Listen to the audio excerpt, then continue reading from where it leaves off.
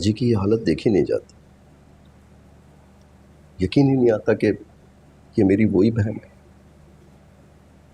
Doctors कह रहे हैं अगर माहौल बदल जाए तो शायद वो बेहतर हो सकती हैं। अच्छा, ये तो बहुत अच्छी बात है अगर डॉक्टर ये कह रहे हैं तो। मैं तो इसी इरादे से आया था कि बाजी को और तुमको अपने साथ लेके चलो। मैं तो नहीं जा सकती मामू, लेकिन आप अम्मी को ले जाएं। क्या मतलब? मैं तुमको अकेला छोड़? नहीं नहीं, सवाल ही पैदा नहीं होता। मामू अगर मैं चलेगी तो यहाँ के काम कौन निपटाएगा? मैं करवाऊंगा ना, लेकिन मैं तुम्हें अकेला यहाँ नहीं छोड़ूंगा। अकेली तो मैं रह ही गई हूँ मामू। अल्लाह ना करे, तुम्हारी माँ का साया तुम्हारे सर पर कायम। मैं हूं बेटा, रिश्तेदार हैं। तुम्हें कभी भी ऐसा नहीं सोचना चाहिए।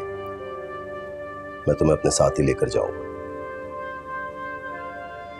मामू आप नहीं समझ रहे, जब वो मुझे देखती हैं तो उनको इतनी तकलीफ होती है। मैं यहाँ पे उनके सामने रह के उनकी तकलीफ में इजाफा नहीं करना चाहती। तुम कुछ भी कहो, लेकिन मैं तुम्हें अकेला छोड़ के नहीं जाऊंगा। मामू मैं अकेली थोड़ी हूँ, यहाँ पे करीमा, सलीम भाई सब लोग हैं मेरे साथ। अच्छा, करीमा, अब्दुल सलीम, बेटा ये घर के वही मुलाजिम है ना जो घर की चीजें चुरा चुरा कर ले जा रहे हैं, और तुम कुछ भी नहीं कह पा रही। नहीं नहीं नहीं, मैं तुम्हें इनके रहमो करम पर छोड़ के नहीं जा सकता। मेरा बेटा, मेरा खून इतना सफेद नहीं हुआ है। आप समझ नहीं रहे मामू, आपको देख के उनकी आंखों में जिंदगी आ जाती है। मेरे साथ रहेंगी तो मुसलसल तकलीफ में रहेंगी ये। कैसी बातें कर रही हो तुम इनकी बेटी हो, बेटी।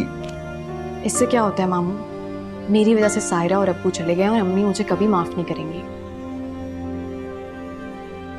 नहीं मेरे बच्चे, ऐसा नहीं सोचते।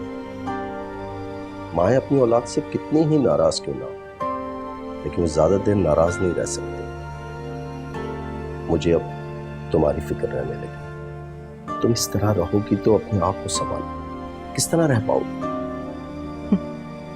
खुद को संभाल लेती तो ये नौबत ही नहीं आती मामू।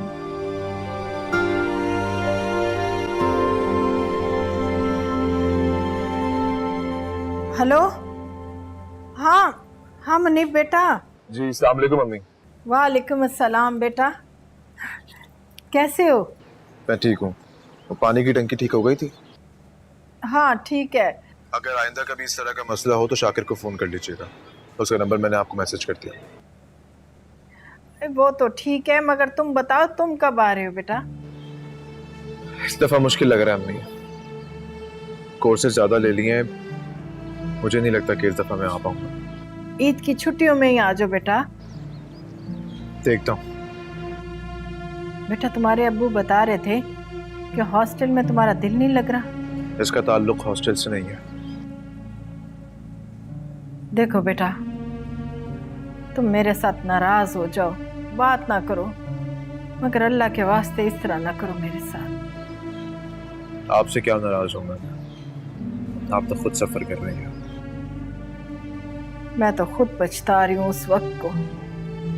हाय क्यों बोली मैं, ना बोलती तो अच्छा था। अच्छा अम्मी, मैं रखता हूँ फ़ोन पर। 1 मिनट मेरी बात तो सुन लो, 2 बातें तो कर लो मेरे साथ। कहिए। वो बेटा तुम्हारी मामी अपने भाई की तरफ जा रही है, क्या मायरा भी साथ जा रही है? मैंने पूछा नहीं है अम्मी। ये तुम मुझसे बात नहीं कर रहे? अम्मी अगर आपने यही बात करनी है तो फिर मैं फ़ोन रख रहा हूँ, वरना कोई और बात कर लें प्लीज़। अच्छा अच्छा ठीक है, नाराज तो ना हो ना, तुम्हारी मर्जी, मैं तो ऐसे ही बात कर रही थी। अच्छा चलो ठीक है, खुदा हाफिज, अपना ख्याल रखना बेटा। अल्लाह हाफिज।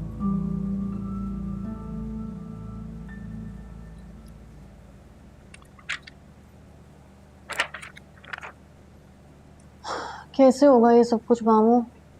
हो जाएगा बेटा, आहिस्ता आहिस्ता धीरे धीरे सारे काम हो जाएंगे। अब्बू ने हमें इतना प्रोटेक्टेड रखा, कभी एक बिल भी नहीं जमा कराया हमने।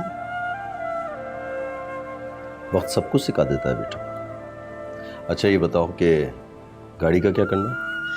मुझे कुछ नहीं बेचना मामू, एक चीज़ भी नहीं बदलनी मैंने इस घर की। जब वो ही नहीं रहे तो चीजों का क्या करोगी बेटा? चीजें तो बेजान होती। नहीं मामू, ये चीज़ें मुझसे बातें करती हैं, मुझे याद दिलाती हैं उस वक्त की जो अब कभी नहीं आएगा। मैं कैसे बेच दूँ ये सब कुछ? मैं नहीं बेच सकती अपने अब्बू की गाड़ी। मेरा बेटा, यादों को दिल में बसा, इन चीजों में नहीं तलाश करो।